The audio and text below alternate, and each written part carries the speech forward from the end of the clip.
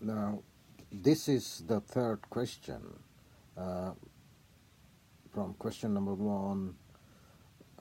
Well, that's the question we are talking about.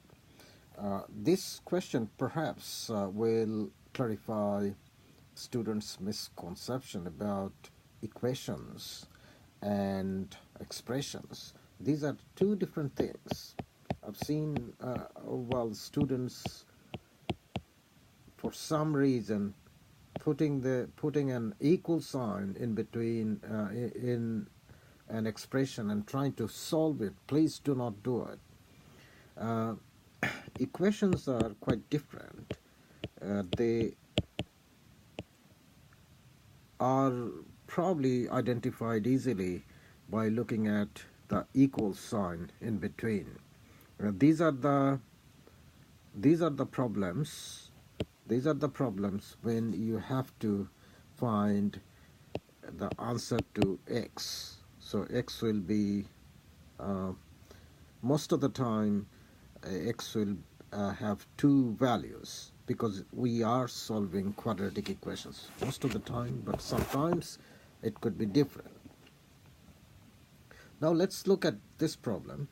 Anne's garden has an area of 21 square meters,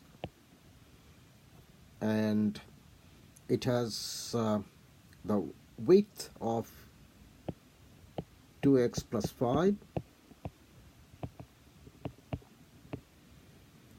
all in meters, and length is x plus 3. So basically we are looking at a rectangle. The width is 2x plus 5 and the length is x plus 3 and the area is 21. Now back to the similar sort of concept. If we multiply this length times width, our basic concept of area calculation in measurement should be equal to 21. See the difference?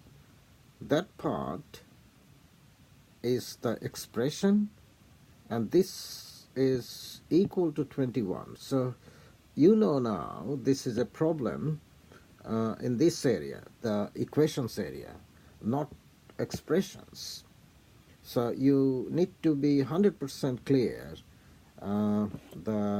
what are the distinctions between expressions and equations. Equations will have equal sign and it will have the answers like x equals something, whereas it doesn't happen with the expressions. Normally they will ask you to factorize or expand expressions. Now, how do you solve it? You can't simply solve it just like that. You have to put the right hand side equal to 0. That's the first thing you need to do. Before you do that, one other thing you need to do is expand this. So it's a complex problem of expanding and then simplifying and then factorizing once again and solving it. So expand, simplify, and factorize once again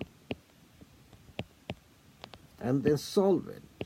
See how massive the problem is? It's not a straight and simple problem. So now let's expand it first. By now you should be familiar with the expanding. X times 2x gives you 2x squared. X times say 5 gives you positive 5x, and 3 times 2x gives you 6x, plus 3 times 5, these are all positive, gives you positive 15. For the time being, you can ignore the equal sign and 21. So that part, we'll deal with that later on. We'll deal with this later on. Now I'm going to simplify it. It's a good idea to write down the steps. And that'll give you 2x squared. That doesn't have any, like terms. 5x and 6x, both positive, are like terms. That will give you 11x plus 15. We shouldn't be forgetting all these are equal to 21. Now remember, we need to make the right hand side, that side, equal to 0. So we know actually how to balance the equation. So 2x squared plus 11x plus 15, and then if you shift it to this side, that'll give you negative 21, which is equal to 0. And now I'm going to simplify it once again. 2x squared plus 11x plus 15 and minus 21, that'll give you negative 6 equals 0. That's the part of the problem. You have formed the equation. Now you got to factorize this and then solve it.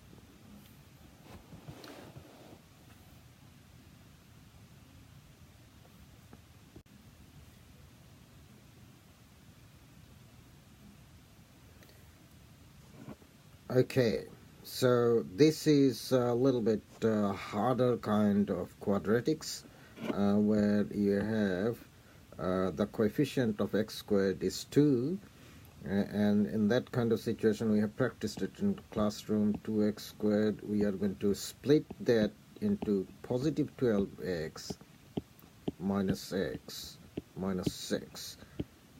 That we have gone for lengthy discussions in the classroom, how that is normally worked out. And then we got to go for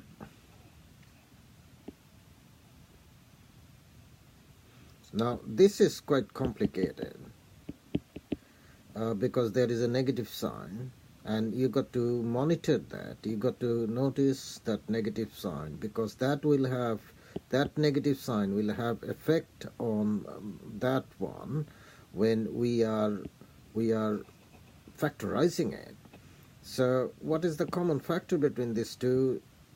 2x, x plus 6, and from here there is, I can see there is negative 1 can be a common factor, and if we take out negative 1, that'll give you positive x, because negative 1 times positive x gives you negative x, and negative 1 times positive 6 gives you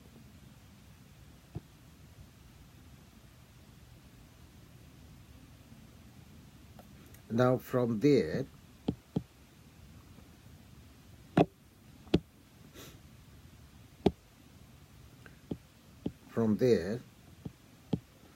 we can write, I'll move it to the extreme right, x plus 6, that's the common factor, and then timesing it by 2x minus 1, and which is supposed to be equal to 0. People forgetting all that. It's an equation. It's an equation, not expression. Equation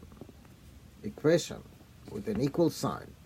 And in that kind of situation, we discussed in the classroom actually how we end up with x equals negative 6 and x equals negative 1 over 2. These are the two answers.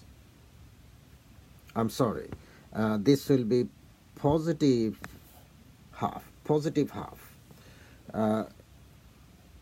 The question is, can it be true? In reality, when we are talking about the measurement, we cannot have negative measurements, so we need to ignore that. So the answer is x equals half or 0.5 meters. Now we can get back to all these and go for 2 times half of 2 plus 5 is 6. That side will be 6 and that one will be 3.5, and that should be the final answer, which are the 2 dimensions of the rectangle.